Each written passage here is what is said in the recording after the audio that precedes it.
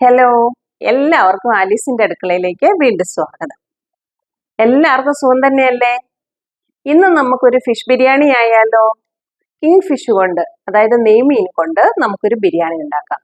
അതെങ്ങനെയാണെന്ന് നമുക്കൊന്ന് നോക്കിയാലോ? വരും.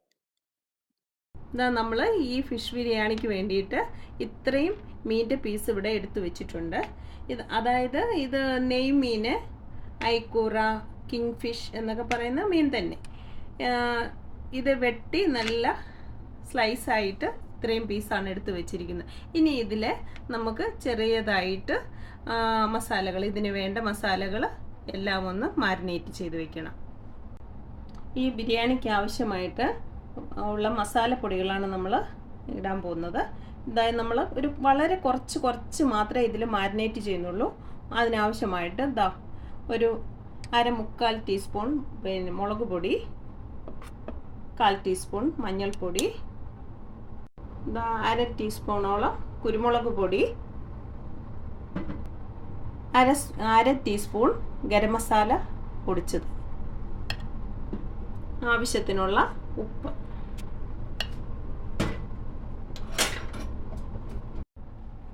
ഇനി ഇതിലോട്ട് വളരെ കുറച്ച് വിനീഗർ, വളരെ കുറച്ച് ഓയിൽ, ഇതെല്ലാം കൂടി ഒന്ന് മിക്സ് ചെയ്ത് മാരിനേറ്റ് ചെയ്യുന്നതിന് വേണ്ടിയിട്ടാണ് ഇതെല്ലാം കൂടി. നമ്മൾ ഇനിയിപ്പോൾ ബിരിയാണിയിൽ എല്ലാ മസാലയും ചേർക്കുന്നത് കൊണ്ട് ഇത് മാരിനേറ്റ് ചെയ്യുന്നതിന് വേണ്ടിയിട്ട് ഒരു വളരെ കുറച്ച് പൊടികളാണ് നമ്മൾ ചേർത്തിരിക്കുന്നത്. ഇനി ഇത് മാരിനേറ്റ് ചെയ്ത് വെച്ചിട്ട് 1 മണിക്കൂർ റെസ്റ്റ് ചെയ്യാൻ വെച്ചിട്ട് അതിന് ശേഷം നമ്മൾ ഡീപ്പ് ഫ്രൈ ചെയ്യത്തില്ല, ഷാലോ ഫ്രൈ ചെയ്തെടുക്കണം. ഇതിൽ ജിഞ്ചർ ഗാർലിക് പേസ്റ്റ് ഇടുന്നത് മറന്നു പോയിരുന്നു. അതുകൊണ്ട് അതും ഈ ടീസ്പൂണിന് നന്നായിട്ട് 1 ടീസ്പൂൺ നിറയെ ഇട്ട് കൊടുത്തു. നമ്മൾ ഈ മീനെല്ലാം നന്നായിട്ട് മാരിനേറ്റ് ചെയ്തു. ഇനി ഇത് നമ്മൾ ഈ ഒരു ഗ്ലാസിൻ്റെ ഈ ഒരു പാത്രത്തിലോട്ട് നമ്മൾ മാറ്റുവാണ്. ഇനി അത് 1 മണിക്കൂർ റെസ്റ്റ് ചെയ്യാനായിട്ട് വെക്കാൻ പോകുന്നു. അതിനായിട്ട് നമുക്ക് ഇത് ഈ പാത്രത്തിലോട്ട് മാറ്റി കൊടുക്കാം.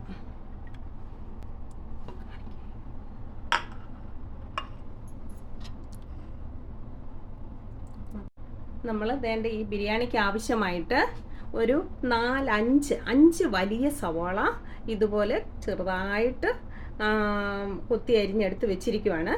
പിന്നെ ഇതിലേക്ക് ആവശ്യത്തിന് ഇത്രയും മല്ലിയില, പുതിനയില ഇത് ക്ലീൻ ചെയ്ത് അരിഞ്ഞു വെച്ചിരിക്കുന്നു.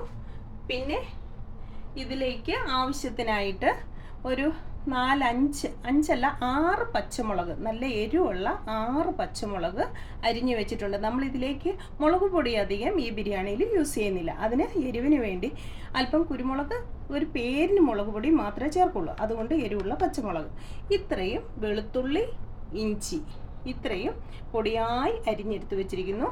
പിന്നെ ടൊമാറ്റോ, തക്കാളി ഇത് വലിയ 2 തക്കാളിയാണ്. അത് നല്ല പഴുത്ത തക്കാളി അരിഞ്ഞെടുത്ത് വെച്ചിരിക്കുകയാണ്.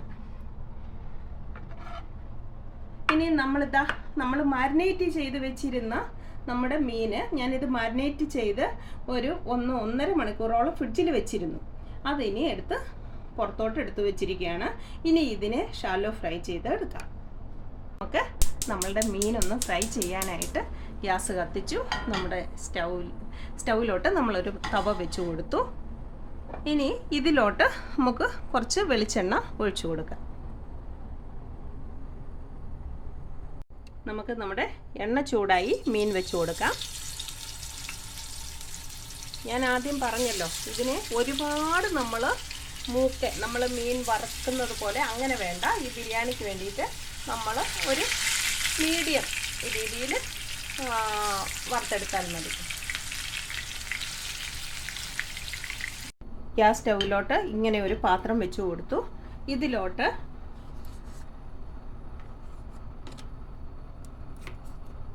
ഇത്രയും ബട്ടറാണ് ഞാൻ ഇട്ട് കൊടുക്കുന്നത്. നെയ്യ് ചേർത്താലും മതി, പക്ഷെ ഞാൻ ബട്ടറാണ് ഇട്ട് കൊടുക്കുന്നത്.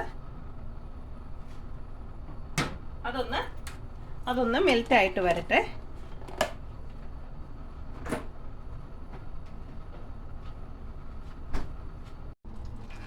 ഇതാ നമ്മൾ മീനെല്ലാം ഇവിടെ വറുത്തെടുത്ത് വെച്ചു.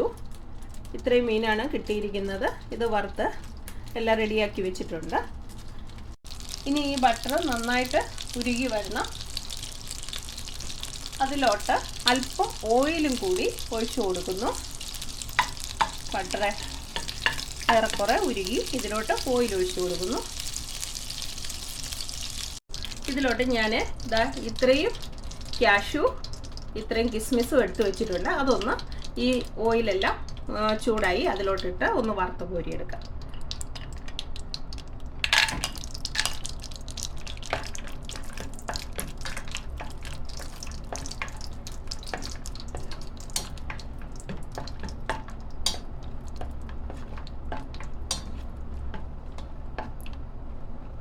തന്നെ അത് ഏറെക്കുറെ മൂത്തു. ഇനി അതിലോട്ട് തന്നെ ഈ കിസ്മിസ് ഇട്ടു.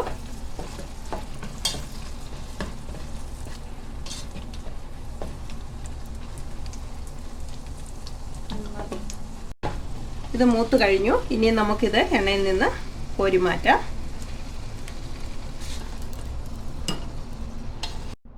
മീന് നമ്മൾ വറുത്തപ്പം ശകല എണ്ണ ബാക്കി വന്നിരുന്നു. അതും കൂടി ഞാൻ ഇതിലോട്ട് ഒഴിച്ചു കൊടുത്തു. കാരണം നമ്മൾ ഫിഷ് ബിരിയാണി ഉണ്ടാക്കുന്നതാണല്ലോ, അപ്പം നല്ല ആ മീനിൻ്റെയൊക്കെ ആ ഒരു ഫ്ലേവർ കിട്ടാൻ വേണ്ടി അത് ഞാൻ ഇതിലോട്ട് ഒഴിച്ചു കൊടുത്തു. ഈ എണ്ണയിലോട്ട് ഞാൻ ഇത്രയും കുരുമുളക് ഇട്ട് കൊടുക്കുന്നു.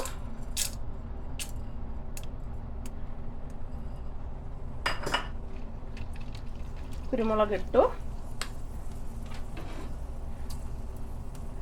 അതൊന്ന് പൊട്ടി അതിലോട്ട് അരിഞ്ഞു വെച്ചിരിക്കുന്ന സവാള നമ്മൾ ഇട്ട് കൊടുക്കുന്നു.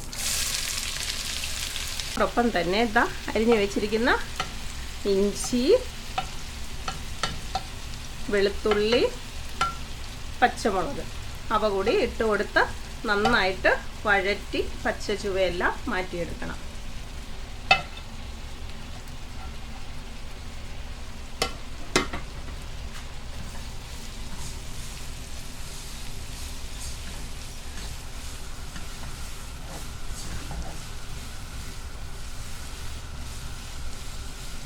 നന്നായിട്ട് ഇതെല്ലാം കൂടി വഴന്ന് വരട്ടെ.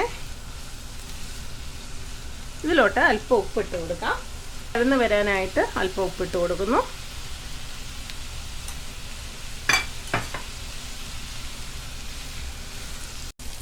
ഏറെക്കുറെ നമ്മുടെ ഉള്ളി, പച്ചമുളക്, വെളുത്തുള്ളി, ഇഞ്ചി എല്ലാം ഒരുവിധം വഴന്നു വന്നു.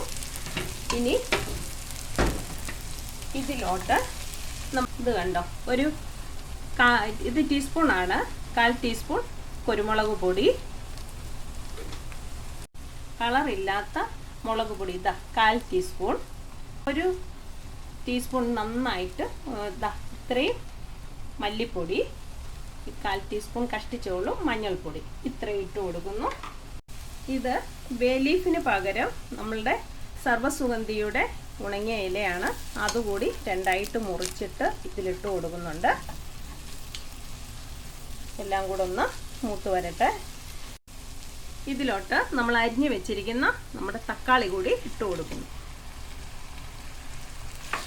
ഇനി ഇതിൽ നമ്മൾ കുറച്ച് പുതിന, മല്ലിയില എല്ലാം അരിഞ്ഞു വെച്ചിരുന്നല്ലോ, അതിൽ നിന്ന് വളരെ കുറച്ച് പുതിനയില, വളരെ കുറച്ച് മല്ലിയില ഇത്ര ഇട്ട് കൊടുത്തു.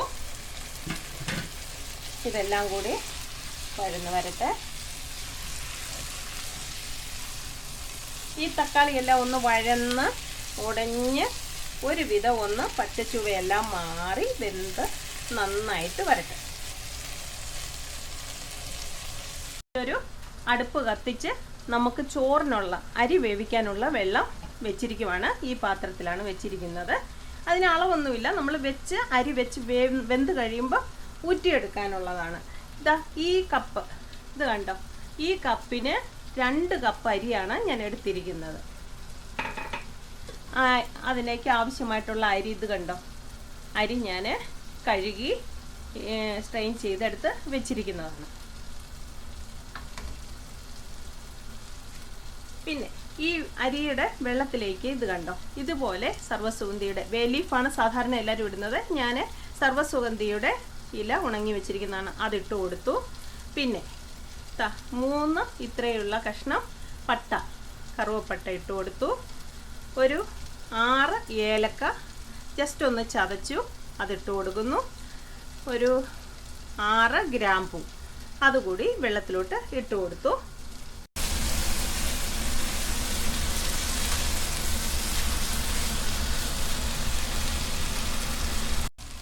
ഈ മസാലയിലോട്ട് ഒരു ഇത്രയും ഗരം മസാല പൊടിച്ചു വെച്ചിരിക്കുന്നത് ചേർത്ത് കൊടുക്കുന്നു.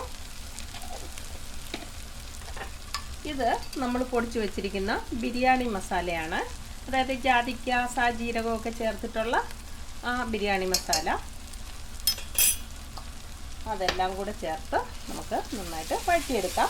ഒപ്പം തന്നെ ഇത് കണ്ടോ, ഞാൻ വറുത്ത് വെച്ചിരുന്ന മീനിൽ നിന്ന് ചെറിയ 3 പീസ് എടുത്ത് മാറ്റി വെച്ചു. ഇത് എന്തിനാണെന്ന് ചോദിച്ചാൽ, ഇത് കണ്ടോ, നമ്മൾ ഇത് മുള്ളെല്ലാം മാറ്റി നന്നായിട്ട് പൊടിച്ചിട്ട് നമ്മുടെ ഈ മസാലയിൽ ചേർത്ത് കൊടുക്കാനാണ്. കാരണം ഈ മസാലയ്ക്കെല്ലാം മീനിൻ്റെ നല്ല ഒരു ഫ്ലേവർ കിട്ടാൻ വേണ്ടിയിട്ട്. ഇതിലോട്ട് നമ്മൾ ഞാൻ പറഞ്ഞില്ലേ, ഇത് നമുക്ക് നിർബന്ധമൊന്നുമില്ല, കൂടുതൽ ടേസ്റ്റ് കിട്ടാൻ വേണ്ടിയിട്ട് നമ്മൾ ചെയ്യുന്നതാണ്. ആ മീൻ പൊടിച്ചതും കൂടെ ഇതിലോട്ട് ചേർത്ത് കൊടുക്കുന്നു. നമ്മൾ ആദ്യം ഉള്ളി വഴകാനായിട്ട് ഒരു ശകല ഉപ്പല്ലേ ഇട്ടുള്ളൂ. നമുക്ക് ഈ മസാലയ്ക്ക് ആവശ്യമായിട്ടുള്ള അത്രയും ഉപ്പിട്ട് കൊടുക്കാം. ഇനി അടുത്തതായിട്ട് നമുക്ക് ഒരു ടേബിൾ സ്പൂൺ, കൂടുതൽ വേണ്ട, ഇത്ര 1 ടേബിൾ സ്പൂൺ തൈര് ഇട്ട് കൊടുക്കുന്നു. കട്ട തൈരാണ്, നമ്മളത് ഇതിലോട്ട് ഇട്ട് കൊടുത്തു. ഇത് ആവശ്യമില്ലാന്ന് തോന്നുന്നവർക്ക് ഈ പ്രോസസ്സ് സ്കിപ്പ് ചെയ്യാവുന്നതാണ്. കാരണം എല്ലാവരും മീനിൻ്റെ കൂടെ തൈര് ഉപയോഗിക്കില്ല എന്ന് പറയുന്നു. അത് ആവശ്യമില്ല എന്ന് തോന്നുന്നവർക്ക് അത് സ്കിപ്പ് ചെയ്യാം, നിർബന്ധമൊന്നുമില്ല. പക്ഷേ ഇങ്ങനെ ചേർത്ത് ഉണ്ടാക്കുമ്പോഴാണ് എനിക്കിതിന് നല്ല ടേസ്റ്റ്. ഇതിനു മുമ്പ് നമ്മൾ പല രീതിയിലും ഉണ്ടാക്കിയിട്ടുണ്ട്. അപ്പോഴാണ് മീനല്ലേ ഈ തക്കാളിയുടെയും ആ തൈരിൻ്റെയൊക്കെ ആ ഒരു പുളിപ്പും എല്ലാം കൂടെ നല്ലൊരു ടേസ്റ്റ് ഫീൽ ചെയ്യാറുണ്ട്. ഇനി ഇതെല്ലാം കൂടെ നന്നായിട്ടൊന്ന് വഴന്ന് വരട്ടെ. അരിയുടെ വെള്ളം ഇവിടെ തിളച്ചു. ഇനി നമുക്കിതിലോട്ട് അരി ഇട്ട് കൊടുക്കാം, ഇളക്കി കൊടുക്കാം. ഈ അരിക്ക് ആവശ്യമായിട്ടുള്ള ഉപ്പ് ഇട്ട് കൊടുക്കുവാണ്. ചോറ് വെന്ത് വരുമ്പോൾ അതിൽ ആവശ്യത്തിനുള്ള ഉപ്പ് പിടിച്ചിരിക്കണം.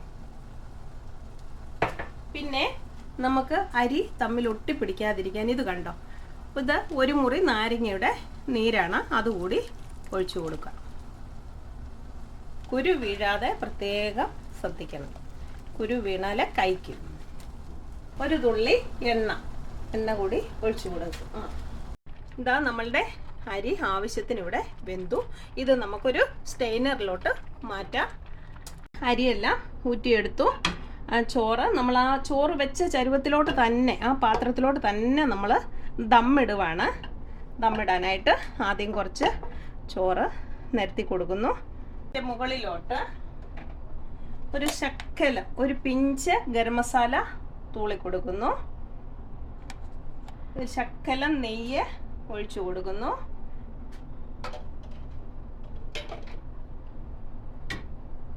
പുതിനയില, മല്ലിയില ഇവ ചെറുതായിട്ട് വിതറി കൊടുത്തു.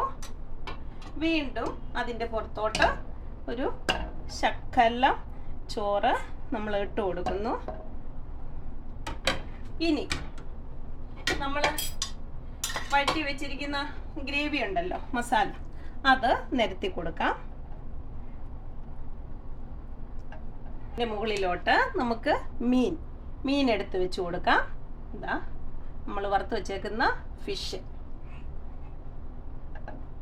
അതിൻ്റെ മുകളിലോട്ടും നമ്മൾ സ്വല്പം മസാല ഇട്ട് കൊടുക്കുന്നു.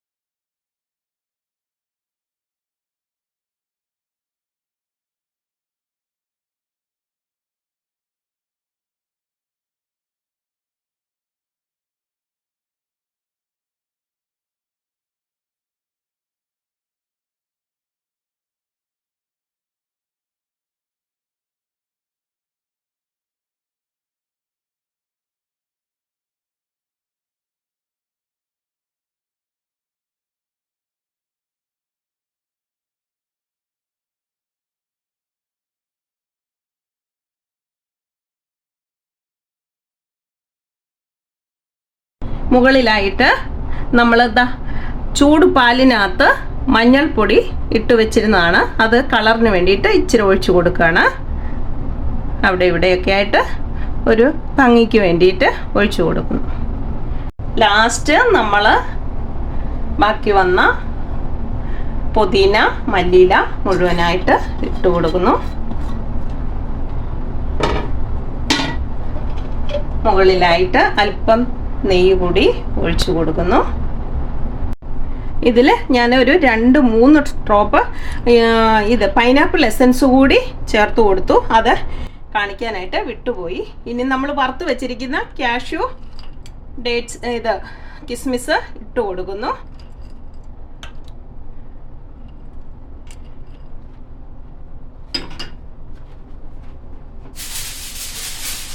ഇനി ഇങ്ങനെ ഒരു അലുമിനിയം ഫോയിൽ കൊണ്ട് നമുക്കിതിനെ ഒന്ന് കവർ ചെയ്യാം.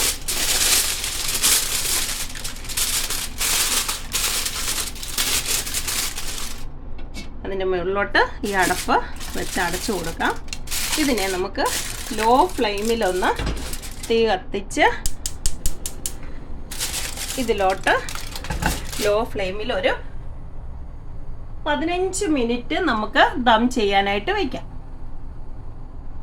അത് ദമ്മായി നന്നായിട്ട് ആവി വന്നതിന് ശേഷം ഒരു അരമണിക്കൂർ അങ്ങനെ തന്നെ വെച്ച് ആ റൈസിലെല്ലാം അതിൻ്റെ ഫ്ലേവർ എല്ലാം പിടിച്ച് നന്നായിട്ട് ആയതിന് ശേഷം നമുക്ക് തുറന്നു നോക്കാം. നമ്മളുടെ ബിരിയാണി ദമ്മിട്ട് വെച്ചിട്ട് ഇപ്പോൾ 1.5 മണിക്കൂർ 2 മണിക്കൂറോളമായി. കറക്റ്റ് 2 മണിക്കൂറായി. ഇപ്പോഴാണ് ഞാനിത് തുറക്കാൻ പോകുന്നത്. ഇത് തുറന്ന് എങ്ങനെയായി എന്ന് നോക്കാം.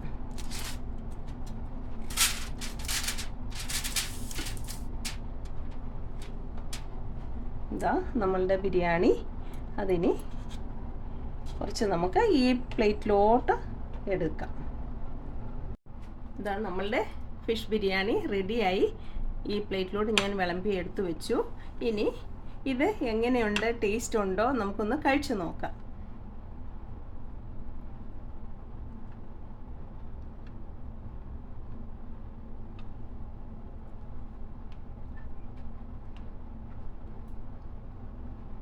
അടിപൊളി, റൈസിന് നല്ല അടിപൊളി ടേസ്റ്റാണ്. പക്ഷേ ഞാനിപ്പോൾ ഫിഷ് കഴിച്ചില്ല, റൈസും ആ ഗ്രേവിയും കൂടെ ഇളക്കി കഴിച്ചു. നല്ല ടേസ്റ്റാണ്. ഇത് നിങ്ങൾക്ക് ഇഷ്ടപ്പെടുവാണെങ്കിൽ ഇതുപോലെ ഇത് കണ്ടിട്ട് ഇഷ്ടമായിട്ടുണ്ടെങ്കിൽ നല്ല അടിപൊളി ടേസ്റ്റാണ് കേട്ടോ. ഞാൻ ഉണ്ടാക്കിയതുകൊണ്ട് പറയുന്നതല്ല, നിങ്ങൾ ഉണ്ടാക്കി നോക്കുക. നിങ്ങൾക്ക് ഇഷ്ടപ്പെട്ടെങ്കിൽ ചാനൽ സബ്സ്ക്രൈബ് ചെയ്യാതെ കാണുന്നവരൊന്ന് സബ്സ്ക്രൈബ് ചെയ്യുക, ലൈക്ക് ചെയ്യുക, നിങ്ങളുടെ കമൻറ്റുകളെല്ലാം അറിയിക്കുക. അടുത്ത വീഡിയോയിൽ കാണുന്നത് വരെ എല്ലാവർക്കും ബൈ.